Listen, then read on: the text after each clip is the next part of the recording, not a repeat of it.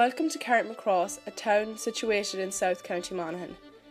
Carrickmacross is internationally known for its Carrickmacross lace, as featured on the Duchess of Cambridge's wedding dress.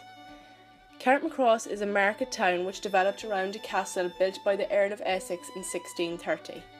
The 18th century saw Carrickmacross develop further as a town. The market held on Thursdays expanded, bringing new prosperity. The town housed the only pig market in the county and had the principal butter market in that part of Ireland. A wide range of goods was on offer at the market, including cattle, sheep, wool, timber, bread, pigs, leather, hens, butter and eggs.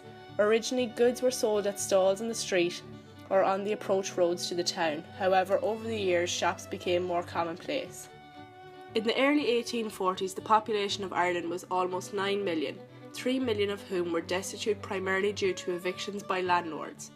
Carrickmacross Workhouse was one of 130 workhouses built simultaneously throughout Ireland between 1841 and 1843 to house the poor, hence the Irish name of Cunningham, the poor house.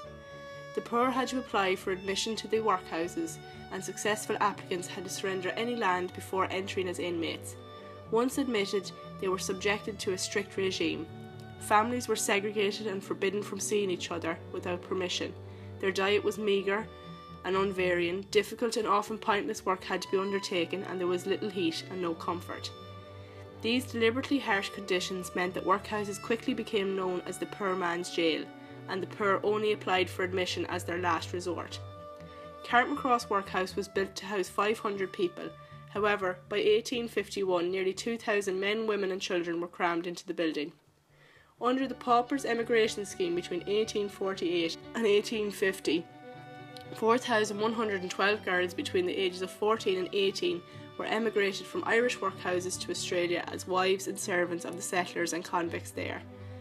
The workhouse staff discovered the names of 19 of the 38 girls that were sent from the Carrickmacross Workhouse to Australia, and this will be discussed in later slides. Death and immigration, whether voluntary or forced, gradually reduced numbers in the workhouses until only the destitute, sick and elderly remained. At their first meeting on the 21st of January 1919, the newly formed Dáil Éireann abolished the odious, degrading and foreign workhouse system. On Gorta Mór, the Great Hunger proved a watershed in Irish history, permanently changing our island's demographic, political and cultural landscape. Today, Carrickmacross Workhouse is a social enterprise supporting 48 staff. It operates as a social enterprise, and the Board of Farney directly employs 3 full-time and 12 part-time staff.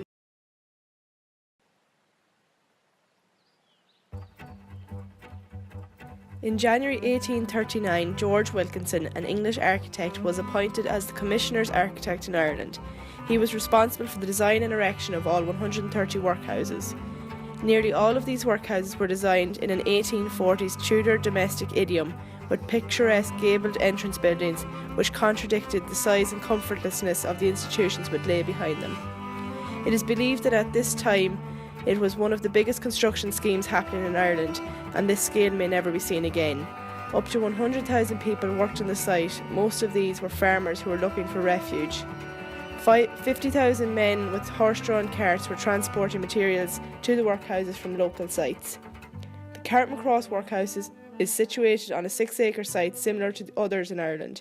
It was built from sandstone, which was locally sourced in a marble pond approximately 3.5 kilometres away in Lossett's Carrickmacross.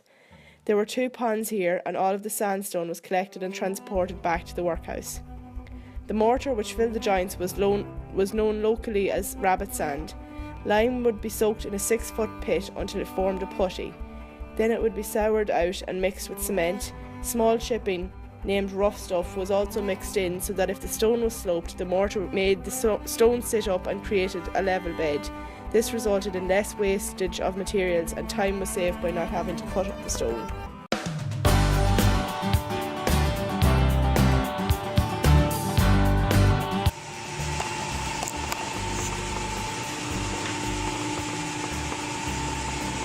In 2011, the team installed a wheelchair-accessible lift, which spans the 3 stories. This was so that the whole building would be accessible to tourists and staff. A short lift was also installed on the second floor to allow access down a 3-step stairwell. This was as a direct result of the two buildings not lining up.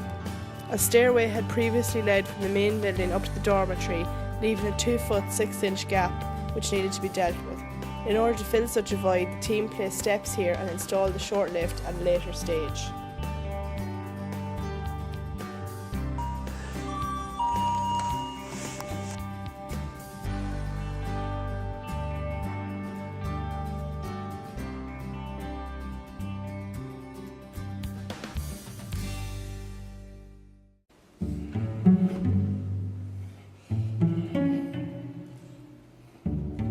The windows in the Carrickmacross Workhouse are diamond-shaped cast iron inserts, which were painted and manually glazed. Approximately 6,000 diamond-shaped pieces were hand-cut in order to create the same effect as the original. When the restoration of the building was taking place, the team found it difficult to find an original window which was in good enough state to be recast. Back when the workhouses were being built, the original glass panes would be distorted as a result of being made on a bench. They were casted on site, and the restoration team used a similar method when restoring the windows. The glassmith would prepare a box that held very fine sand. The sand could then be moulded into any shape and it would stay that way. He would push the mould template into place with the pressure creating the pattern. Oil would then be poured in so the insert could be easily removed when set. A spout on the top of the box allowed the molten iron to be poured in, but there was a problem. The metal would spray out into the diamonds, adding extra work to the glassmith, as he would then have to trim each insert individually in order for the glass panes to fit. The restoration team then realised that if to freeze the sand using gases, the metal would not spray and therefore there would be less work.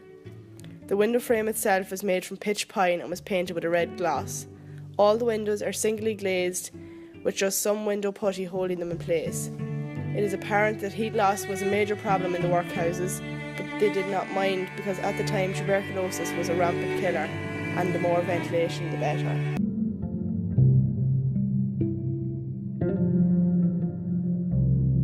This is the dormitory, and then this and the next floor were two dormitories, and they were for basically trying to cater for 400 children. And if you stand in here, you see that there's salt, and especially this one here was for smaller children on this side. We ran right up here before we had to remove it for them to get access. And there were slopes so as when it wet at night with fear, the urine wouldn't just stay on it, it would run down onto these pitch pine boards which are original. They're 12 inches by 4, some 13 inches by 4 inches thick.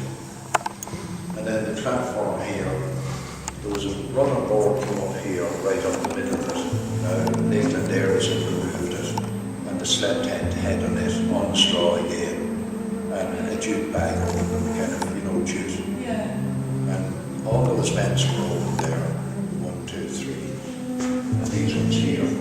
And these vents were open up there, and that was for circulation. They were always afraid of TB, and the walls were whitewashed. And even the bottoms of the board underneath them, and these sleeping boards, we had to replace these because the urine had ate them away. But some of them were good enough. If somebody with a stiletto walked on them to go down through them, so we got the exact same specification as what they were originally. And you can see that's an original board on the bottom there for this. So there was little holes to ventilate it, they were very, very conscious of ventilation.